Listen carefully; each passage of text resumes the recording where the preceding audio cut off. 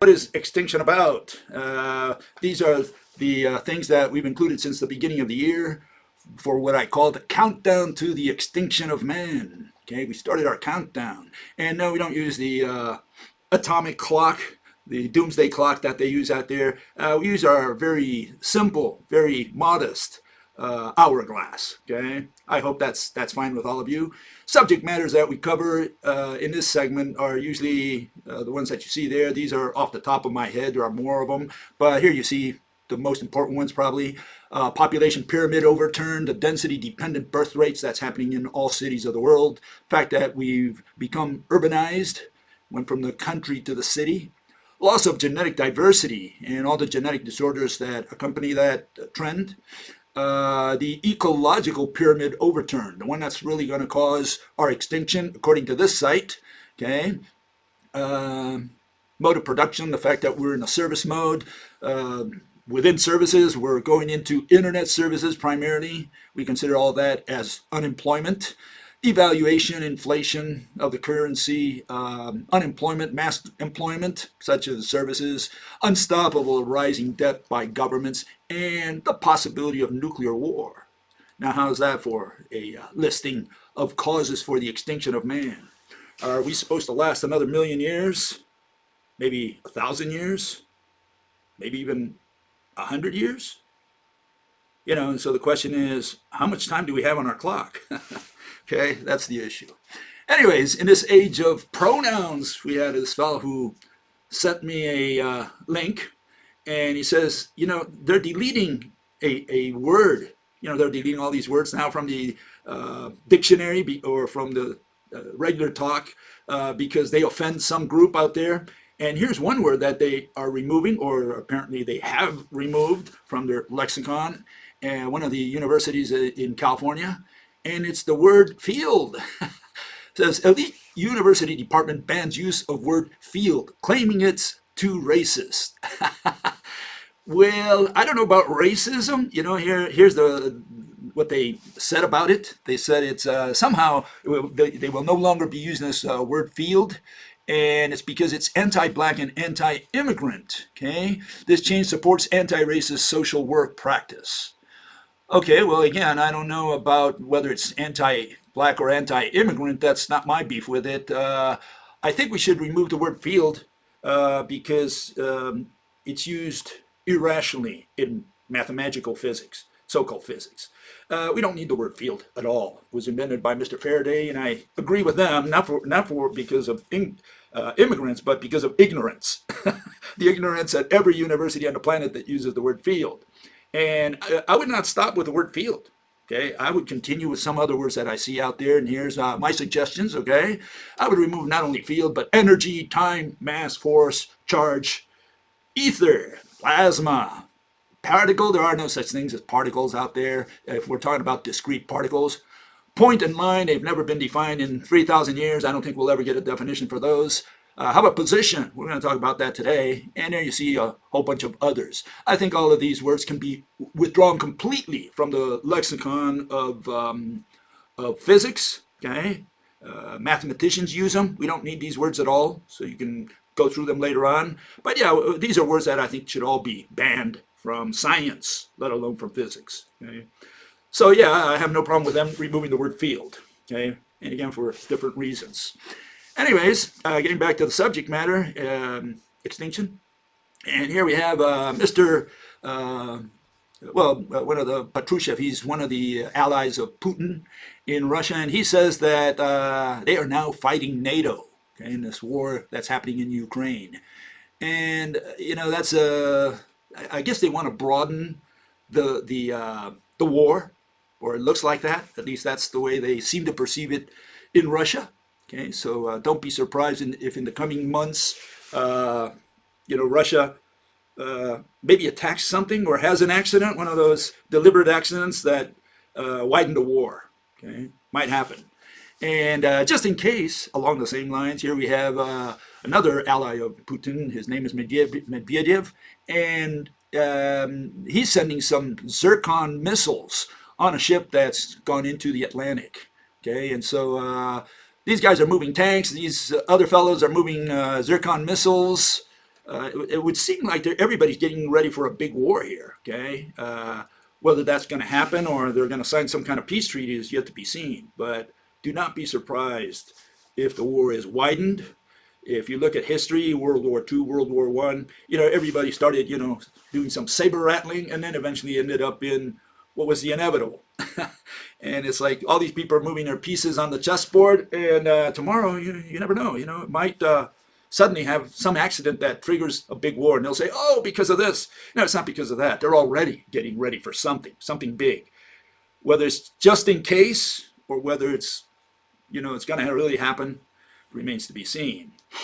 Okay, and here we see on the American side, we see that the generals are discussing whether there's going to be a nuclear weapons exchange, and they're analyzing that possibility as well. Whether there you see the note says the Kremlin would likely turn to nuclear weapons if Moscow faces defeat in the conflict.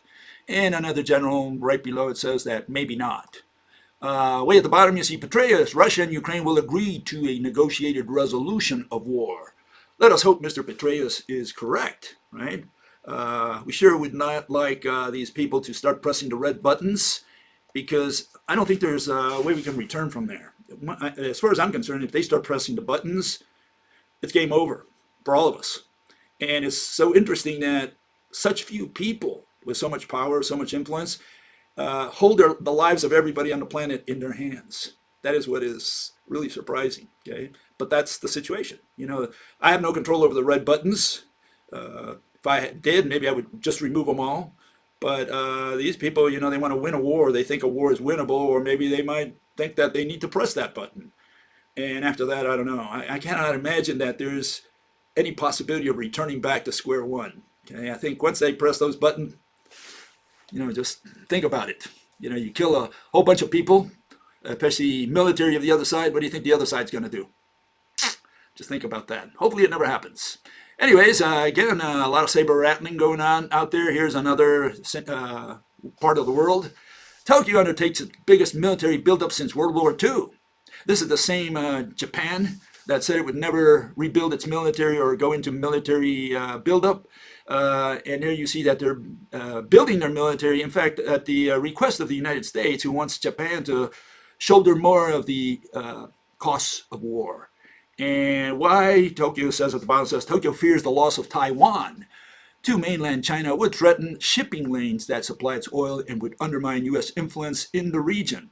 You can see what the problem is. If Taiwan belongs to China, as the one China policy now holds, well, that strait, that waterway that's between China and Taiwan, that would be a part of China. It would be a private lake, private river, whatever you want to call it.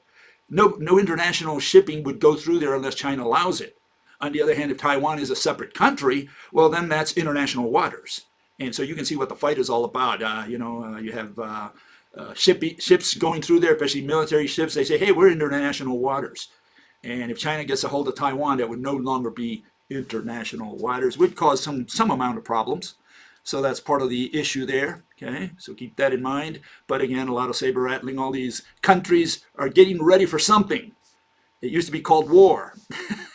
Okay, so just don't be completely surprised. Don't be caught with your pants down. Okay, here's another aspect of this. Attacks on satellites may trigger military response, U.S. and Japanese officials say.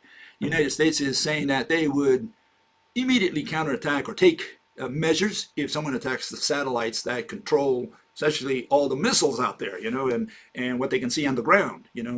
If there's a war at the satellite level, we'll all be blind on both sides, I would think. Okay, so that's another aspect that's going on there. Again, a lot of saber rattling.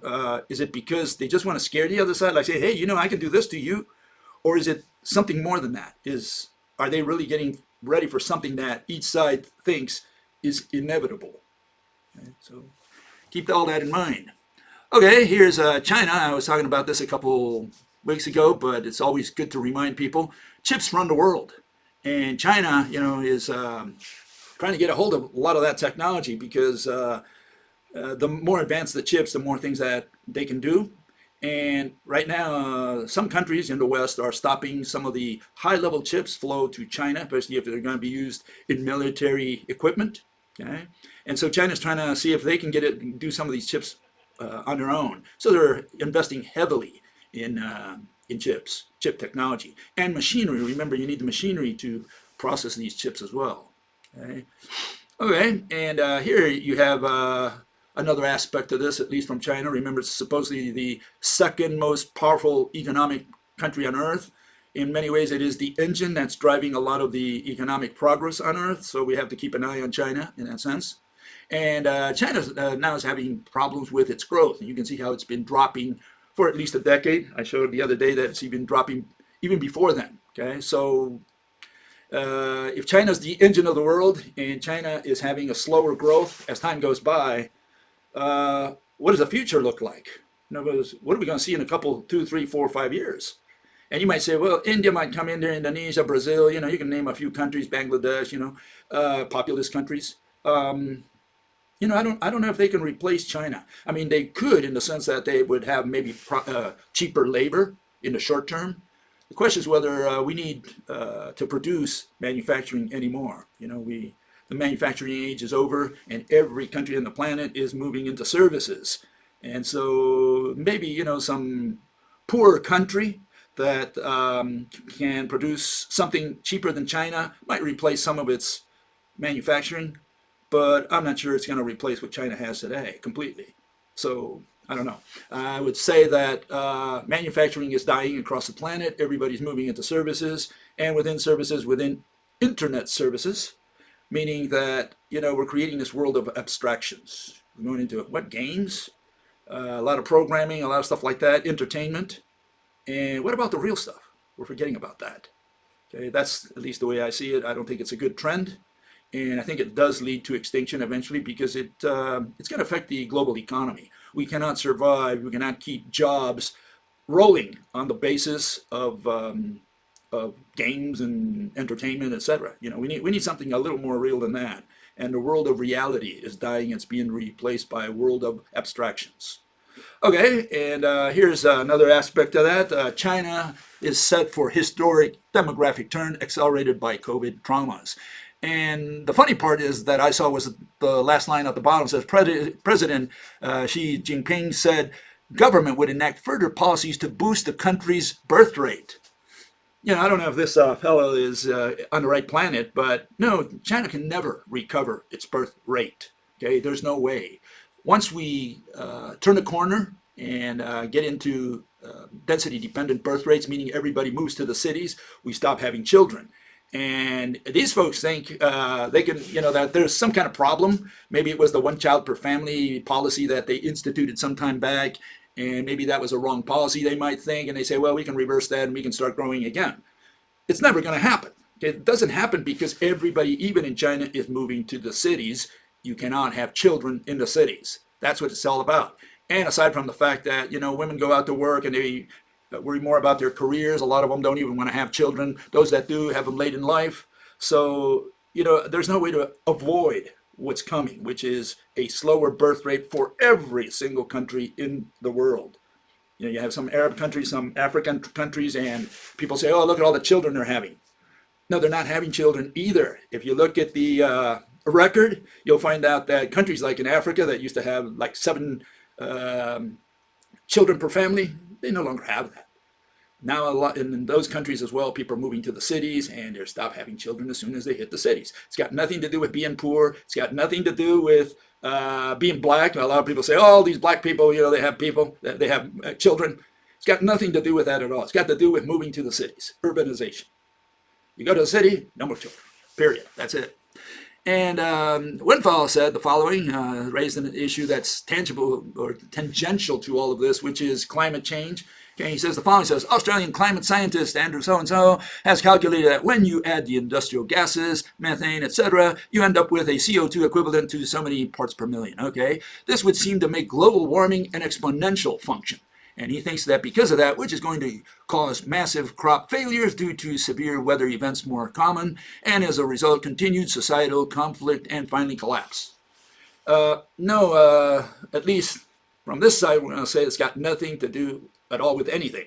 Okay, and we have this girl, what's her name, Thunberg, and she's here in Germany, or was in Germany a few days ago, and protesting because the German government is going to try to see if they can revive some of their mines or coal mines, and to make up for the gas shortages that they have right now.